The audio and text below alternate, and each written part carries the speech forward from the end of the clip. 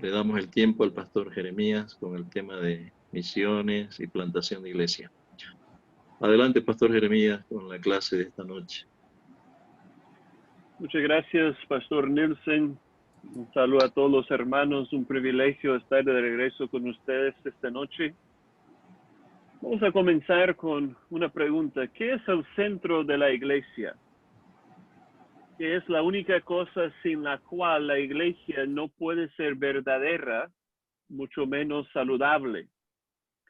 La respuesta es el Evangelio. Una iglesia saludable es una iglesia centrada en el Evangelio del Señor Jesucristo. El Evangelio es el centro alrededor del cual toda la iglesia debe girar en torno. Tristemente, hay muchas iglesias evangélicas que realmente no están centradas en el Evangelio. Están centradas en cosas inferiores, como un estilo de música. Muchas iglesias están centradas en reglas y tradiciones humanas, están centradas en la búsqueda de riquezas, de salud y de felicidad, están centradas en el servicio comunitario, están centradas en la reforma moral, están centradas en diferentes temas políticos, están centradas en aumentar sus números. Lamentablemente, la mayoría de las iglesias evangélicas no están centradas en el Evangelio del Señor Jesucristo. ¿Y por qué la iglesia debe de estar centrada en el Evangelio? Porque el Evangelio es lo más importante. El apóstol Pablo dice en 1 Corintios capítulo 15, versículo 3, que el Evangelio es de primera importancia. El Evangelio es más importante que el número de personas que asisten a la iglesia. Es más importante que el estilo de música o el estilo de predicación. Es más importante que las actividades o los ministerios que se ofrecen. Solamente el Evangelio es poder de Dios para salvar a los pecadores. Solamente el Evangelio es poder de Dios para santificar a la iglesia. Así que todo lo que creemos y todo lo que hacemos debe fluir del Evangelio. Una iglesia saludable es una iglesia centrada en el Evangelio. Esta semana estamos hablando sobre las misiones y la plantación de iglesias. Y realmente estamos enfocados en la plantación de iglesias saludables. No hace falta que haya iglesias por toda Latinoamérica, no hay escasez de iglesias. Pero sí hay una falta de iglesias saludables. Y anoche nosotros introducimos ese tema y aprendimos que la sana doctrina más la sana cultura es igual a una sana iglesia. Y hoy vamos a mirar las primeras dos características de una iglesia saludable: la centralidad en el Evangelio y la predicación expositiva de las Escrituras. Así que esos van a ser nuestros dos temas de esta noche: la centralidad del Evangelio y luego la predicación expositiva de la palabra de Dios. Y para comenzar viendo la importancia de estar centrados en el Evangelio cuando sembramos iglesias y la manera de estar centrados en el Evangelio, vamos a contestar tres preguntas. Primera, ¿para quiénes es el Evangelio? ¿Para quiénes es el Evangelio? En segundo lugar, ¿qué es el Evangelio? Y en tercer lugar, ¿cómo podemos estar centrados en el Evangelio como iglesias locales? Así que para comenzar, ¿para quiénes es el Evangelio? ¿Para quiénes? Si les hiciéramos esta pregunta a los evangélicos en nuestra ciudad o en nuestro departamento o en nuestro país, ¿cómo responderían? ¿Para quiénes es el Evangelio? Yo creo que la gran mayoría de los cristianos dirían que el Evangelio es para los inconversos, que el Evangelio es lo que nosotros llevamos a los perdidos. Y eso es cierto, pero no lo ven como algo para la iglesia.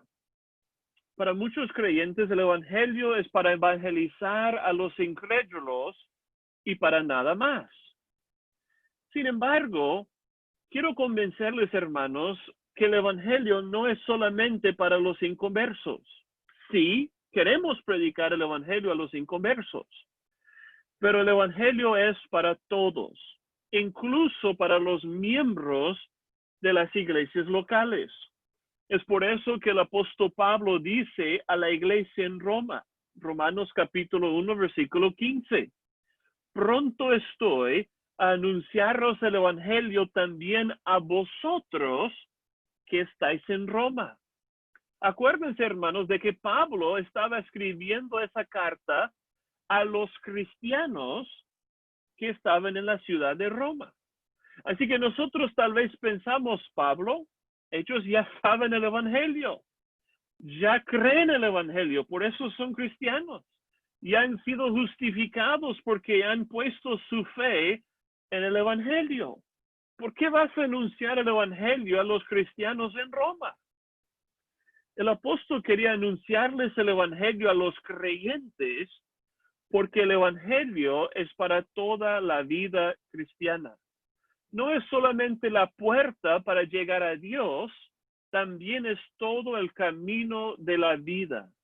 El Evangelio no es solamente el ABC de la vida cristiana, es todo el abecedario.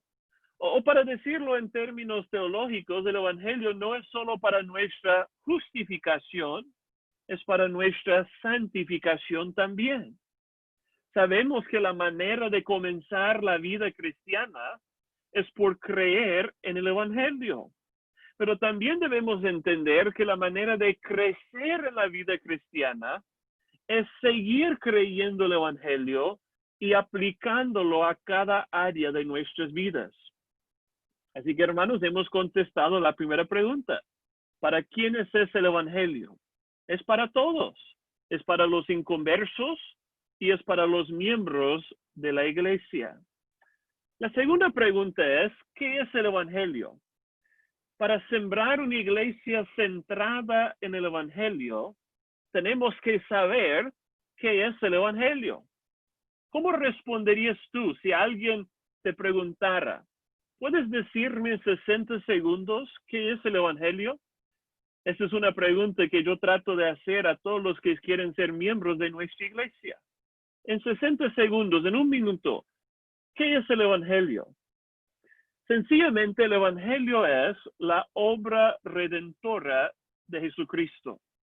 El Evangelio no es lo que tú y yo hacemos, es lo que Cristo Jesús hizo por nosotros hace 2000 años. El apóstol Pablo nos da un resumen del Evangelio en 1 Corintios capítulo 15, versículos 3 y 4. Y él dice que el Evangelio es que Cristo murió por nuestros pecados conforme a las Escrituras, y que fue sepultado y que resucitó el tercer día conforme a las Escrituras. Muy sencillo, ¿no? Tristemente hay muchos evangélicos que realmente no saben qué es el Evangelio. Yo he preguntado a muchas personas que dicen ser cristianas, son miembros de iglesias cristianas, dicen ser evangélicos, y yo les pregunto, ¿qué es el Evangelio? Y muchos no tienen idea. Algunos dicen, bueno, el Evangelio es que Dios te ama y tiene un plan maravilloso para tu vida. O otros dicen, el Evangelio significa buenas nuevas. Eso está bien, pero ¿buenas nuevas de qué? Otros dicen que el Evangelio es, acepta a Cristo en tu corazón. Otros afirman que el Evangelio es que tenemos que guardar los mandamientos de Dios para recibir su favor. Pero mis hermanos, ninguna de esas respuestas es el Evangelio. El Evangelio es dos cosas, un anuncio y un llamado. Es un anuncio de lo que Cristo ha hecho por nosotros y es un llamado a responder a su obra. El anuncio es que Dios el Hijo se hizo hombre para que Él pudiera guardar perfectamente la ley de Dios en nuestro lugar. Él murió en la cruz por nuestros pecados, fue sepultado y resucitó el tercer día. El Evangelio es que en la cruz Cristo satisfizo la ira santa de Dios para rescatar a muchos del infierno. El Evangelio es que Cristo sufrió una sola vez por los pecados, el justo por los injustos, para llevarnos a Dios. Este es el mensaje histórico y bíblico que anunciamos como el Evangelio. Además, el Evangelio es un llamado a responder a la obra de Cristo con arrepentimiento y fe. Nadie es salvo automáticamente por el Evangelio. Nosotros tenemos que recibir el beneficio de la obra de Cristo cuando nos arrepentimos de nuestros pecados y confiamos en Él como nuestra única fuente de justicia y perdón. La Biblia dice en Marcos 1:15 que Jesucristo vino predicando: el tiempo se ha cumplido, el reino de Dios se ha acercado, arrepentíos y creed en el Evangelio. El apóstol Pablo testificaba de arrepentimiento para con Dios y fe en el Señor Jesucristo. Así que el llamado del Evangelio no es solamente a repetir una oración, no es solamente pasar al frente de la iglesia o levantar la mano o bautizarse. Para ser salvos, el Evangelio dice que tenemos que volvernos del pecado a Dios por la fe en Cristo Jesús. Así que el Evangelio es un anuncio y es un llamado. El Evangelio anuncia lo que Cristo hizo por pecadores y llama a todos a arrepentirse y a confiar en Cristo para salvación y vida eterna. Así que si alguien te hace la pregunta, ¿qué es el Evangelio?, tú puedes responder: el Evangelio es que Cristo Jesús murió por nuestros pecados y resucitó al tercer día. Todos los que se arrepienten y confíen en Él recibirán salvación y vida eterna. Nuestra última pregunta sobre la centralidad del Evangelio es: ¿cómo podemos sembrar iglesias centradas en el Evangelio? Ya sabemos que el Evangelio es para todos, incluso para la iglesia. Ya sabemos que el Evangelio es la obra de Cristo que recibimos por el arrepentimiento y la fe. Ahora, ¿cómo podemos estar centrados en el Evangelio? 3 cosas. Primero, debemos aplicar el Evangelio a las reuniones de la iglesia. El Evangelio debe guiar todo lo que hacemos cuando nos congregamos como iglesia. Debemos cantar, orar y escuchar el Evangelio juntos cada vez que nos reunimos. Debemos escoger canciones, preparar oraciones y predicar sermones que enfaticen la obra consumada de Cristo y nuestra respuesta de arrepentimiento y fe. Acuérdense, hermanos, el arrepentimiento y la fe no es solo para el comienzo de la vida cristiana. Necesitamos arrepentirnos y confiar en Cristo todos los días. Tristemente, es posible ir a iglesias evangélicas cada semana por meses y nunca escuchar canciones que hablen de la muerte expiatoria de Cristo. Es posible ir a iglesias que dicen ser evangélicas y nunca escuchar una oración que confiesa los pecados y celebra el perdón que hay en Cristo.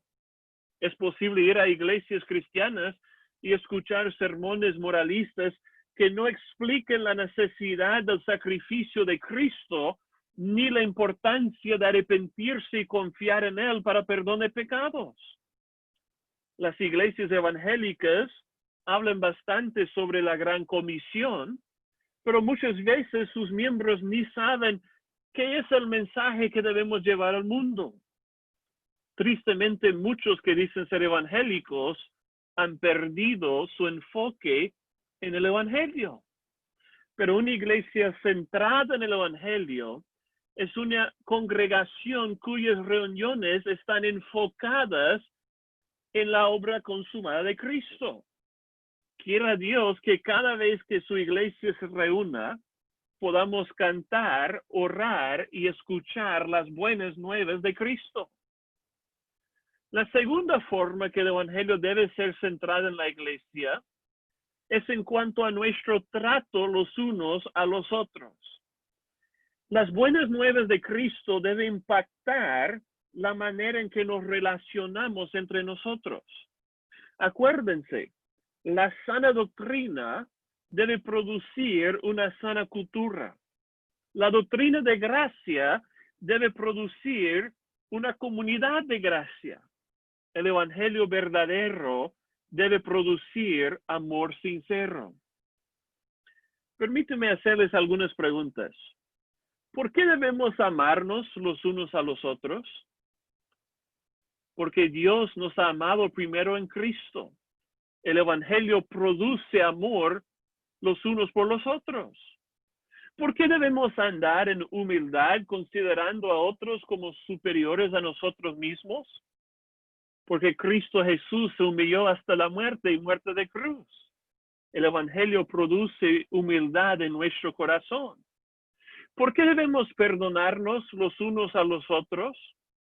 Porque Dios ya nos ha perdonado completamente en Cristo.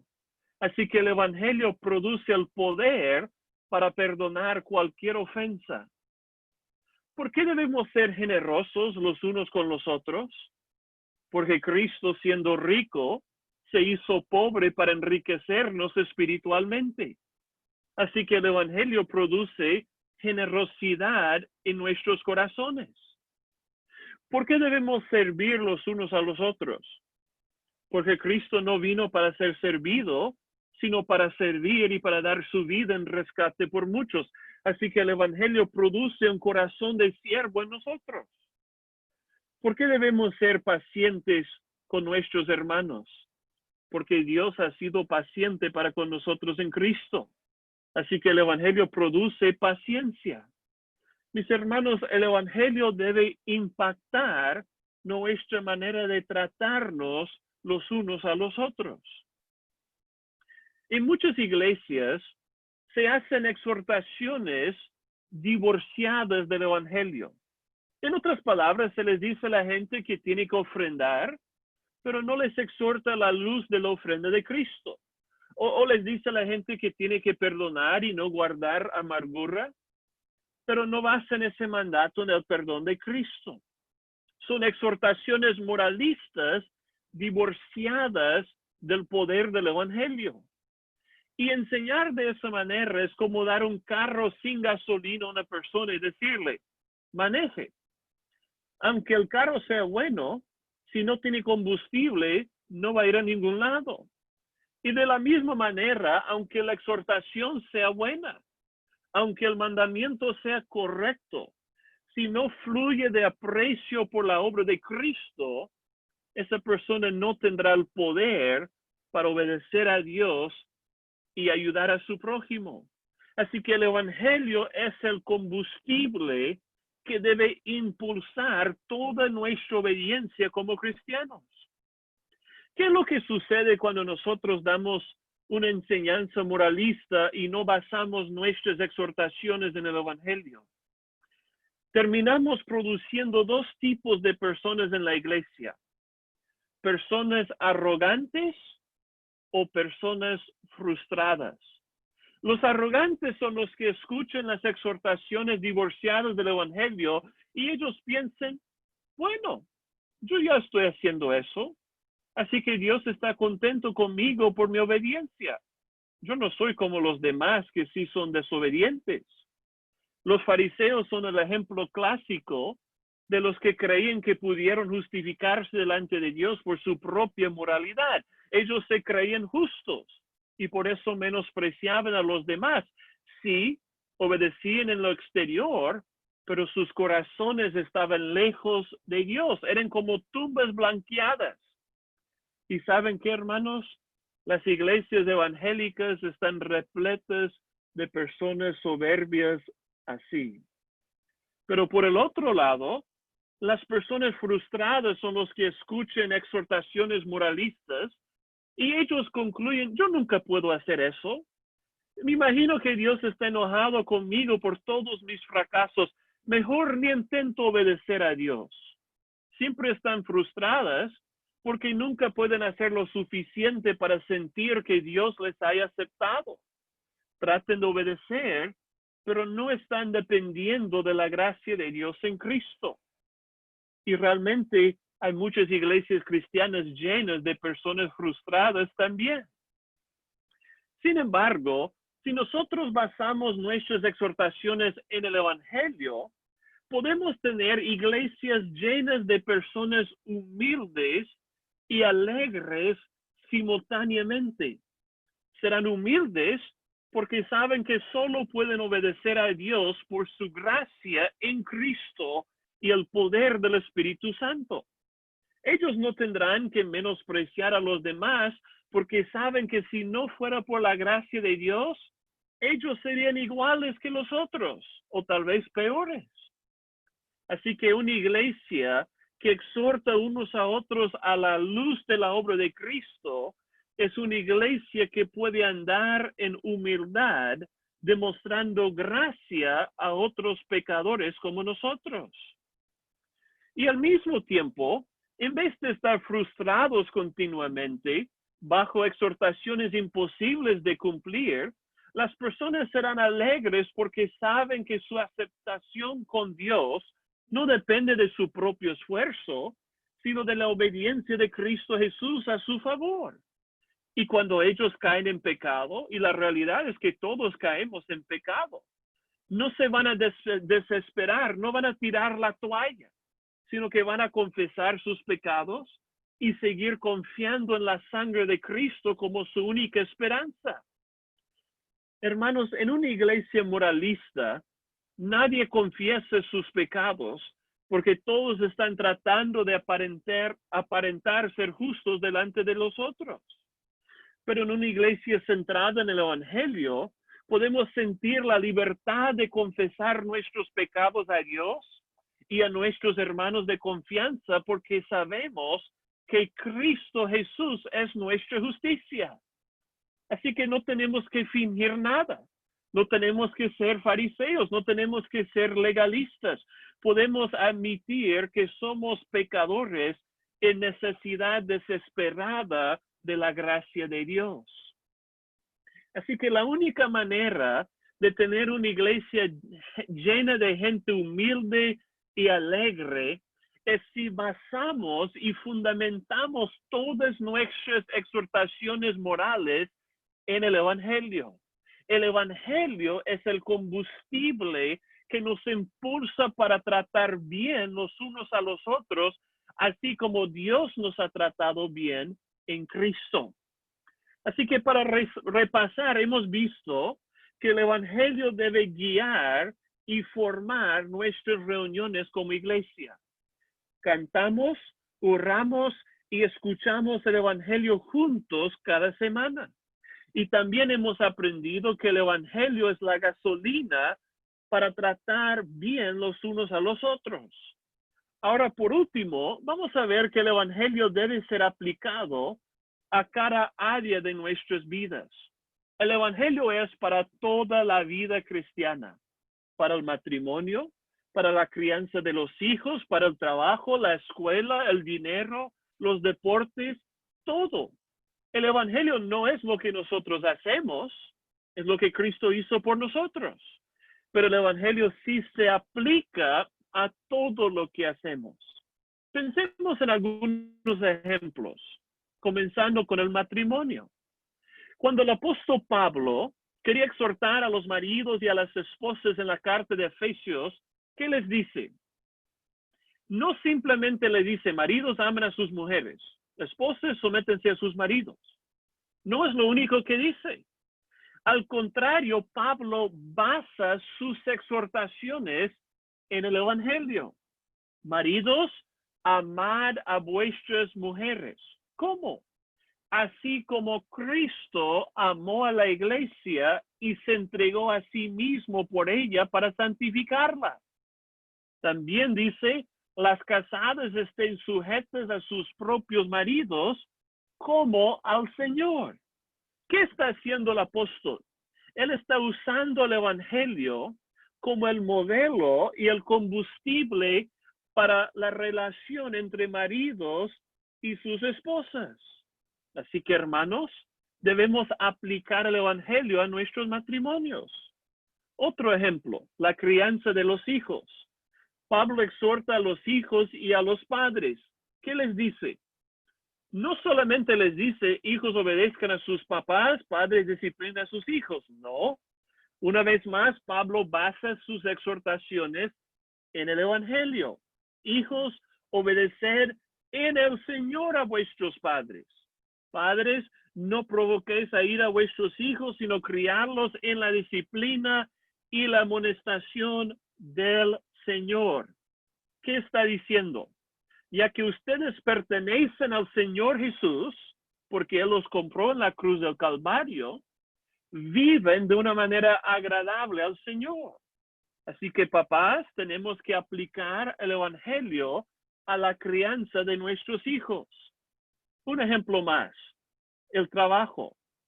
Pablo dice, siervos, obedecer a vuestros amos como a Cristo, no sirviendo al ojo como los que quieren agradar a los hombres, sino como siervos de Cristo, de corazón haciendo la voluntad de Dios, sirviendo de buena voluntad como al Señor y no a los hombres. ¿Qué está diciendo Pablo? Trabajen como para Cristo, como siervos de Cristo, como al Señor Jesús. Así que, hermanos, tenemos que aplicar el Evangelio a nuestra forma de trabajar del lunes al sábado. Así que el Evangelio tiene aplicación para toda la vida. Ser salvo por la gracia de Cristo debe cambiar la manera que tratamos a nuestro cónyuge, la manera en que criamos a nuestros hijos, la manera en que tratamos a nuestro jefe y compañeros de trabajo, la manera en que tratamos a los maestros en la escuela, las cosas que miramos en el internet, las cosas que hablamos por teléfono, todo. Tenemos que aplicar el Evangelio a toda la vida. Así que la primera característica de una iglesia saludable es que está centrada en el Evangelio de Jesucristo. Ahora vamos a pensar un rato en la segunda característica de una iglesia sana, la predicación expositiva. ¿Cómo podemos sembrar una iglesia de sana doctrina que enfatiza el Evangelio de Cristo? ¿Qué podemos hacer para ver gente convertida y la iglesia edificada? Predicar la palabra. Solamente la palabra de Dios es suficiente para hacer la obra de Dios en el pueblo de Dios. Por eso debemos predicar las Escrituras cada vez que la iglesia se reúne. Nosotros creemos que la palabra de Dios es poderosa para salvar a los pecadores y para santificar a los redimidos. Así que una iglesia saludable también es una iglesia dedicada a la predicación expositiva. Yo sé que muchos de ustedes ya están comprometidos, dedicados con la predicación de la palabra, pero vale la pena pensar un rato en qué es la predicación expositiva. La predicación expositiva, escúchenme, es predicar de tal forma que los oyentes pueden ver que el mensaje ha sido extraído de las Escrituras y no impuesto por el predicador. En otras palabras, el mensaje no tiene origen en la mente del predicador, sino en la palabra escrita de Dios. Así que el predicador debe exponer la palabra, no imponer sus propias ideas y opiniones. Lo que distingue la predicación expositiva es que explica y aplica lo que el texto bíblico realmente dice, no necesariamente lo que el predicador quiere que diga. En una predicación expositiva, el predicador no tiene en mente primero lo que él quiere decir y luego busca algunas referencias bíblicas para apoyar sus propias ideas. Al contrario, él estudia un pasaje, un texto de la Biblia y trata de transmitir claramente el mensaje de ese texto bíblico. Cuando se predica de manera expositiva, los oyentes pueden ver en el texto bíblico lo que Dios mismo está diciendo a la gente. En otras palabras, el mensajero se somete a la palabra de Dios. la palabra no se somete al mensajero. El predicador se coloca debajo de la autoridad de Dios en su palabra. Para ustedes que son predicadores, pastores, necesitan recordar, no tenemos nuestro propio mensaje. No podemos crear o inventar nuestro propio mensaje que nos gustaría decir a la iglesia. Nuestro único mensaje es la Biblia. Así que un sermón expositivo es el tipo de sermón que ayuda a los oyentes a entender el significado de cierto texto bíblico y lo que Dios quiere que hagamos a la luz de ese texto. Alguien ha dicho que un sermón expositivo es un sermón en el cual, escúchenlo, un sermón expositivo es un sermón en el cual el punto principal del texto bíblico es el punto principal del sermón. Piense en los sermones que usted ha escuchado en las últimas semanas o en los últimos meses. ¿Cuántos de esos sermones tuvieron como punto principal lo que fue el punto principal de algún texto bíblico? Yo voy a decir que en muchos casos eso no sucede. En muchas iglesias cristianas no hay ese tipo de predicación expositiva en el cual el sermón tiene como punto principal lo que es el punto principal del texto bíblico. Alguien ha dicho que exponer las escrituras es extraer lo que se encuentra en el texto y dejarlo a la vista para que todos puedan verlo. El expositor expone lo que parece estar oculto, da claridad a lo que parece estar confuso, deshace los nudos y desarma lo que parece un asunto difícil. El texto en cuestión puede ser un solo versículo bíblico, puede ser una oración gramatical o incluso puede ser una sola palabra. De igual forma puede tratarse de un párrafo o de un capítulo o de todo un libro. El tamaño del texto bíblico no tiene importancia, siempre que sea tomado de las escrituras. Lo que importa es lo que hagamos con ese texto. Nuestra responsabilidad como expositores es hacer que se exponga de tal modo que transmitamos el mensaje de Dios sin adiciones, sin sustracciones, sin falsificaciones.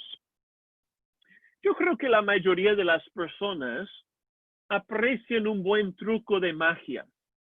Nos preguntamos cómo es posible que el mago haya sacado un conejo del sombrero que parecía estar vacío.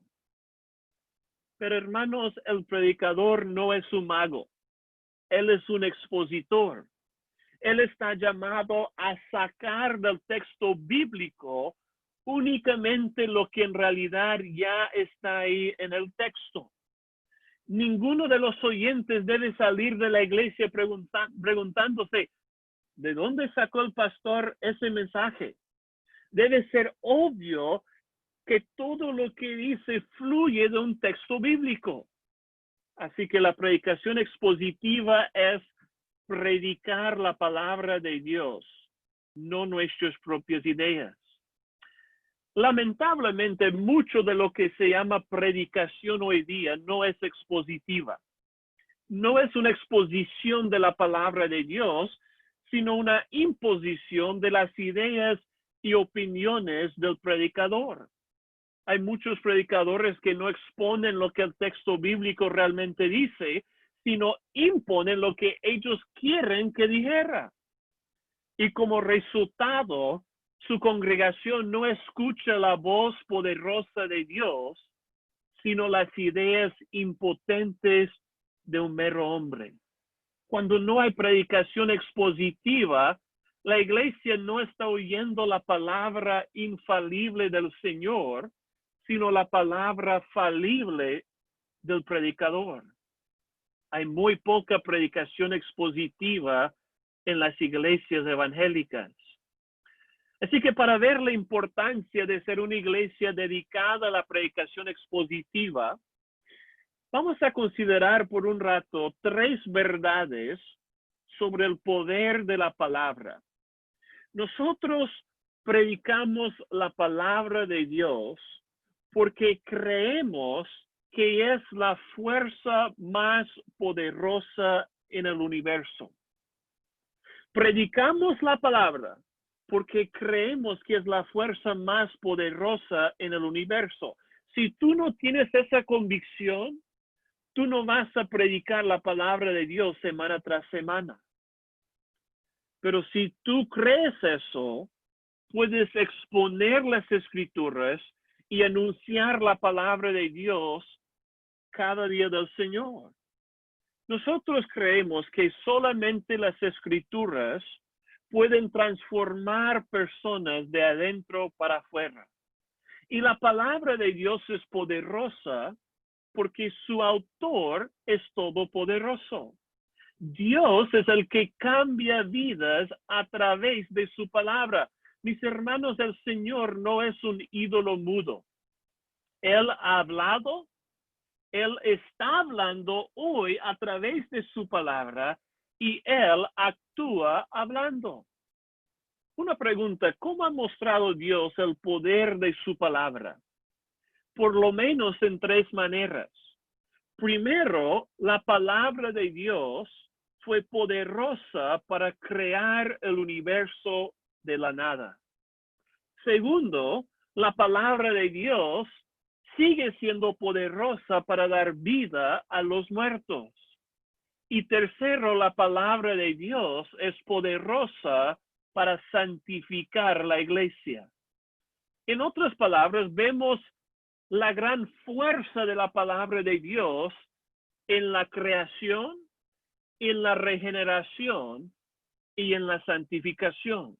Vamos a mirar estas 3 verdades, comenzando con el poder de la palabra en la creación. Nosotros sabemos que en el principio Dios creó todas las cosas por su palabra poderosa. Dios simplemente dijo que sea la luz y fue la luz. Que sean las estrellas y fueron las estrellas. Que sean los animales y fueron los animales. Dios hizo todo de la nada como por el poder de su palabra. El Salmo 33, versículo 6 dice, por la palabra del Señor fueron hechos los cielos y todo el ejército de ellos por el aliento de su boca.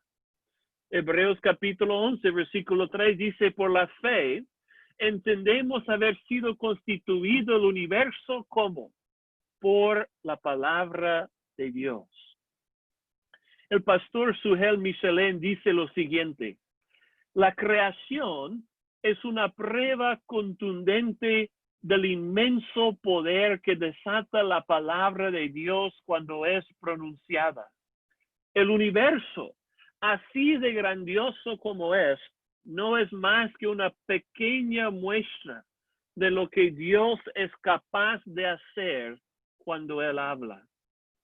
Hermanos, la palabra de Dios es tan poderosa que Él pudo crear todas las cosas por el simple hecho de hablar. La segunda verdad es que la palabra de Dios es poderosa para dar vida a los muertos. Dios siempre ha regenerado o vivificado a su pueblo por el poder de su palabra. De hecho, el pueblo de Dios es creado por la palabra de Dios. Es interesante notar que la religión católica romana enseña que la iglesia creó la palabra de Dios, que la iglesia hizo la Biblia. Pero es al revés. El pueblo de Dios nunca ha creado la palabra de Dios. Al contrario, la palabra de Dios siempre ha creado el pueblo de Dios. Es por eso que Santiago dice en Santiago 1:18 que Dios de su voluntad nos hizo nacer ¿cómo? ¿Cómo nos hizo nacer? Espiritualmente hablando, por la verdad por la palabra de verdad. Y el apóstol Pedro dice en 1 de Pedro 1:23 que fuimos renacidos, no de simiente corruptible, sino de incorruptible, por la palabra de Dios que vive y permanece para siempre. Así que, mis queridos hermanos, ¿cómo nacimos de nuevo? ¿Cómo nos dio el Señor vida juntamente con Cristo? Por su palabra poderosa. ¿Cómo llegamos a la fe en Cristo? Romanos 10:17 dice que la fe es por el oír y el oír por la palabra de Dios. Obviamente no todos los que oyen la palabra de Dios creen, pero nadie puede confiar en Cristo sin escuchar su palabra. Es por eso que Pablo le dice a Timoteo en 2 de Timoteo 3:15, desde la niñez has sabido las sagradas escrituras, las cuales te pueden hacer sabio para la salvación por medio de la fe que es en Cristo Jesús. ¿Cómo llegó Timoteo a confiar en Cristo Jesús para salvación? Por haber oído las sagradas escrituras. La palabra de Dios le mostró su pecado y su necesidad de salvación de la ira de Dios. La palabra le explicó la obra de Cristo a su favor en la cruz. La palabra le enseñó que la salvación es solo a través de la fe en Cristo, no por sus propias obras. Timoteo llegó a la fe en Cristo por medio de la palabra. Y todos los que creemos en Cristo hemos llegado a la fe de la misma manera, a través de las Escrituras. Así que, hermanos, la palabra de Dios es suficiente para salvar a pecadores perdidos mediante la fe en Cristo. Si nosotros queremos ver hombres y mujeres regenerados de su muerte espiritual, ¿qué tenemos que hacer? Predicar la palabra. La palabra es el único mensaje capaz de dar vida a los que están muertos en sus delitos y pecados. Así que hemos visto que Dios ha revelado el poder de su palabra en la creación y en la regeneración. Y ahora, en tercer lugar, la palabra es poderosa para la santificación. Y cuando digo santificar, quiero decir llevar la iglesia a la madurez espiritual, a la semejanza al carácter de Cristo. Para todos los que confiamos en Cristo, ya fuimos justificados una vez para siempre. Pero poco a poco Dios nos está santificando. En otras palabras, por la fe en Cristo, Dios ya nos ha declarado justos. Pero además de eso, progresivamente Dios nos está haciendo justos cada día. Y esa obra de santificación es a través de su palabra poderosa. Es por eso que Cristo oró en Juan capítulo 17, versículo 17. Padre, santifícalos en tu verdad. Tu palabra es verdad. Dios nos hace más como Cristo cuando oímos la verdad de su palabra. No hay crecimiento en santidad sin la palabra de Dios. Es por eso que el apóstol Pedro nos exhorta diciendo, desead como niños recién nacidos la leche pura de la palabra, la leche no adulterada, para que por ella crezcáis en la salvación. ¿Cómo podemos crecer en la fe en Cristo? ¿Cómo podemos crecer en semejanza a Cristo? Tomando la leche pura de la palabra, así como los bebés toman la leche materna. No hay crecimiento espiritual sin alimentarse regularmente de las Escrituras. Es por eso que cuando Jesús fue tentado en el desierto, ¿cómo respondió al diablo? Escrito está, no solo de pan vivirá el hombre, sino de toda palabra que sale de la boca de Dios. Según Cristo, Nosotros necesitamos las escrituras más que la comida. Necesitamos la palabra divina más que el pan diario. Es por eso que muchos cristianos tienen el hábito de leer la palabra de Dios antes de desayunar cada día, porque quieren declarar que la palabra de Cristo es más importante que el alimento físico. En 2 de Timoteo capítulo 3, el apóstol Pablo recalca que la palabra de Dios es suficiente para santificar al pueblo de Dios. Ustedes ya conocen ese texto. Toda la escritura es inspirada por Dios, literalmente exhalada de la boca de Dios, y es útil para enseñar, para redarguir, para corregir, para instruir en justicia, a fin de que el hombre de Dios sea perfecto, eso es, maduro, completo, enteramente preparado para toda buena obra. Y fíjense, hermanos, que la palabra puede hacer lo que hace porque es lo que es. Permíteme repetir eso. La palabra de Dios puede hacer lo que hace porque es lo que es. La palabra es poderosa porque su autor es todopoderoso. Por ser la palabra de Dios mismo, exhalada de la boca de Dios, por eso la escritura es suficiente para toda necesidad espiritual. Y permíteme aclarar, la Biblia no es suficiente para cualquier cosa que tú te imagines. La Biblia no puede enseñarte matemáticas, por ejemplo, pero la palabra de Dios sí es suficiente para todo aquello por el cual fue dado, para salvar a los pecadores y para santificar a los creyentes. Así que, hermanos, hemos aprendido que la palabra de Dios es poderosa para hacer la obra de Dios en el pueblo de Dios. El Señor ha mostrado el poder infinito de su palabra en la creación, la regeneración y la santificación. Con razón creemos que la palabra de Dios es la fuerza más poderosa en todo el universo. Y es por eso que predicamos la palabra. Es por eso que exponemos las escrituras semana tras semana. Justo después de recalcar el poder y la suficiencia de la palabra de Dios en 2 de Timoteo capítulo 3, Pablo le exhorta a Timoteo en el capítulo 4.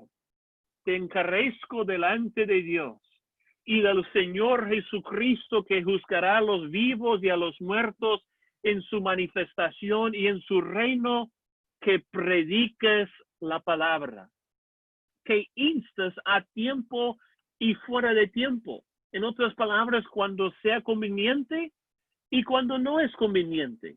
Cuando la gente quiere escuchar y cuando no quiere escuchar. Redarguye, reprende, exhorta con toda paciencia y doctrina. ¿Qué está diciendo Pablo a Timoteo? Ya que la palabra de Dios es poderosa, predica la palabra. Ya que la escritura es suficiente para toda necesidad espiritual, predica la escritura. Aunque tú seas tímido, Timoteo, predica la palabra. Aunque no todos te acepten, predica la palabra. Aunque muchos se te opongan, predica la palabra. Hermanos, la tarea primordial de todo pastor es que predique la palabra de Dios. La tarea primordial de todo sembrador de iglesias es que predica la Biblia. La tarea principal de cada misionero es que predica las escrituras. Es por eso que Pablo introduce su encargo con esa advertencia. ¿Te encarezco delante de quién? ¿Delante de la gente? No. Te encarezco delante de Dios y del Señor Jesucristo. Hermanos, para estar dedicados a predicar la palabra, nuestra prioridad tiene que ser agradar a Cristo y no a los hombres. Escúcheme bien. Lo que la gente quiere escuchar nunca es una buena guía para el predicador. Lo que la gente quiere nunca es una buena guía para la persona que quiere sembrar nuevas iglesias. Es por eso que Pablo sigue diciendo en 2 de Timoteo 4, vendrán tiempos cuando no soportarán la sana doctrina, sino que teniendo comezón de oídos, se amontonarán para sí maestros conforme a sus propios deseos y apartarán sus oídos de la verdad y se volverán a mitos. Hermanos, eso es lo que está pasando a nuestro alrededor. Por eso las iglesias de mala doctrina están repletas cada semana. La predicación expositiva nunca será popular con la mayoría de las personas.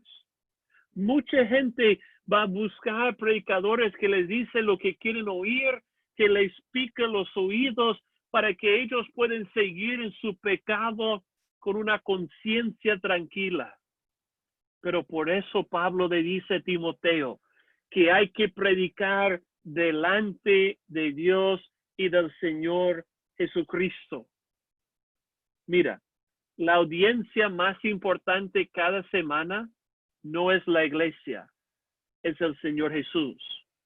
Para predicar la palabra de Dios semana tras semana, mes tras mes, año tras año, el predicador tiene que estar más interesado en agradar a Dios que agradar a los hombres. Un predicador fiel nunca va a ganar una competencia de popularidad, pero sí va a recibir la aprobación de Dios en el día final. Así que para ser una iglesia saludable, toda la iglesia, no solo el pastor, toda la iglesia tiene que estar dedicada a escuchar la predicación expositiva. Yo le doy gracias a Dios que me ha puesto en una iglesia que por lo general quiere oír y obedecer la palabra de Dios. Pero nunca es suficiente que solamente los líderes quieren predicar expositivamente. La iglesia local tiene que anhelar la predicación expositiva cada semana. Se ha dicho que usualmente las iglesias reciben el tipo de pastor que ellos buscaron.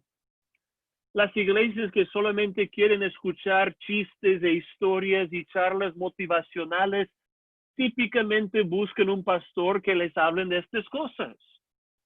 Pero una iglesia que quiere escuchar la Biblia busca un pastor que predica la palabra. Casi siempre el pastor es un reflejo de la iglesia y la iglesia es un reflejo del pastor. Es por eso, si tú vas a sembrar una iglesia, tu perspectiva sobre la predicación va a afectar a esa iglesia por años y por décadas. Es por eso también cuando tú ves un ministerio de predicación expositiva que ha florecido por muchos años como el ministerio de Sujel Michelin o John MacArthur o Miguel Núñez o Carlos Contreras, tú puedes estar seguro de que hay una iglesia local detrás de ellos que quiere oír y obedecer la palabra. Típicamente, los pastores fieles solamente van a durar en iglesias fieles. Así que yo los animo a no ser como la mayoría de los cristianos. No sean como las personas que tienen picazón de oídos y se acumulan maestros conforme a sus deseos carnales. No sean como las personas que se aparten sus oídos de la verdad para escuchar opiniones humanas y charlas motivacionales. Hermanos, dedíquense a oír y obedecer la palabra de Dios por el poder del Espíritu Santo. Al final de su vida, alguien le preguntó a Martín Lutero cómo tuvo tanto éxito en iniciar la reforma protestante en el siglo XVI. Eso fue la respuesta de Lutero. Yo solamente enseñé y prediqué la palabra de Dios. Fuera de esto, yo no hice nada. La palabra lo hizo todo.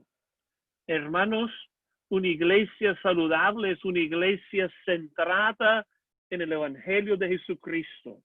Una iglesia dedicada a la predicación expositiva de las Escrituras. Muchas gracias por su atención esta noche. Que el Señor les bendiga en gran manera.